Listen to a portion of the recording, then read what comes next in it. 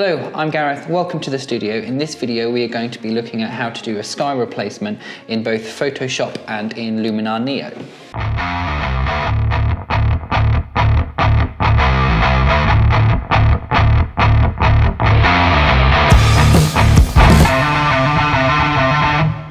Have you ever looked at your photos and thought that would be amazing if only the sky was a little bit more interesting? It happens to me all the time. I was recently on a holiday in Wales. I got some amazing photos, but the sky was either completely clear of clouds or it was just grey. So what we're going to do in this video is we're going to replace the sky and see whether the Photoshop or Luminar does a better job. I'd like to know your thoughts in the comments. First of all, let's jump into Photoshop as it is the more well-known program. So I have opened up the image in Photoshop. As you can see here, it's a drone shot over a lake and some mountains, and you can see that the clouds are just grey over the top of the mountains, which is not ideal. So we're going to do a sky replacement here in Photoshop first. So I'm just going to duplicate this layer there like that. And then what we're going to do is we're going to go up to Edit, and then we're going to come down to Sky Replacement. So it brings us into some options. I actually quite like that one, but if you click on this one, you can see here there are some more kind of ones to choose from. And as you can see, it's actually doing a pretty good job of replacing the sky. Obviously you have to be a little bit careful which sky you choose, depending on how the lighting is in the image. So let's see if I can find that first one that it used. So I quite like that.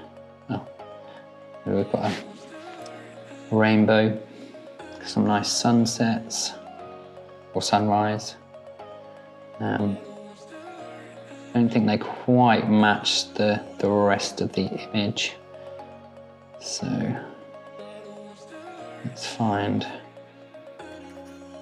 this was it. I quite like this one to start with. Nothing crazy, just slightly more interesting. So that is that. And then you've got some options where you can kind of shift the edges around slightly. But it's actually done a pretty good job already. You can shift the temperature a little bit, just to try and match it a bit. If you want to flip it around, you have the option.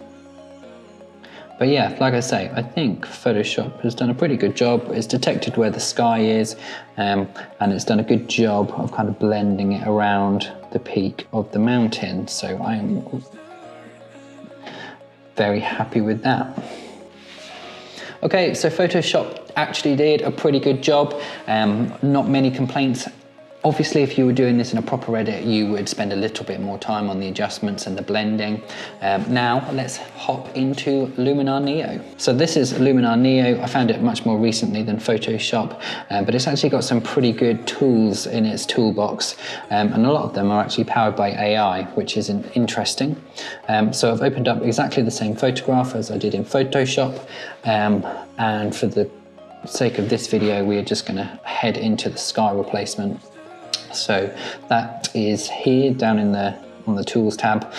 We're going to hit sky, then we're going to go to sky selection. We're going to try and find one that's relatively similar to the one that we used before, just so that you've got a fair comparison. So I'll just click on these and the AI does its thing. So that's that one. Which is quite nice. I'm not so fond of that one. Again, this one's quite nice. Okay, so we'll go with that one.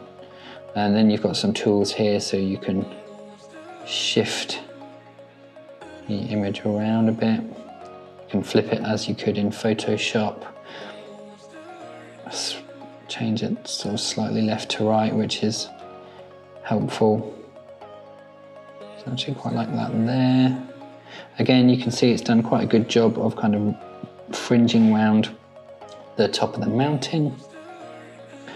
I don't know if you noticed, but when we were clicking through the skies, if you watch this body of water here, it's actually changing the light in the reflection. It's not quite so obvious in this one, but it actually does a pretty good job. And you can also see it slightly on the hill. It's changing the lighting that affects. So I'm bringing some stars. You can see it's kind of changed the general lighting of the image. Just play with it until you find something you really like. If you want to adjust the masking, you can do that in here. This is where it gets slightly more interesting than I think in Photoshop. We can do some relighting.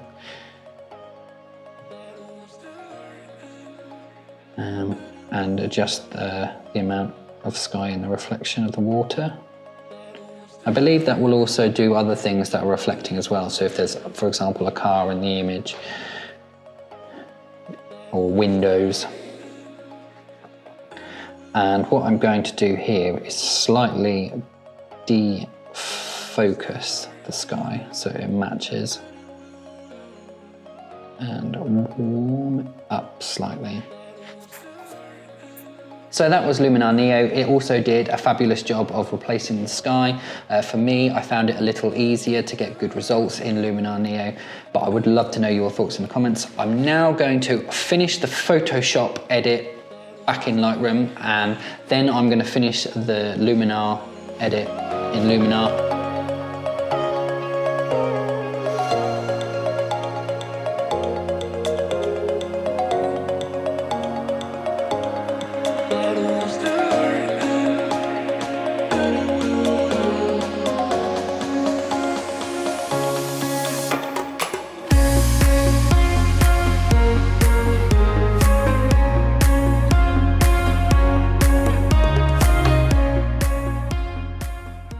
So this is the original, this is the Photoshop edit, and this is the Luminar edit.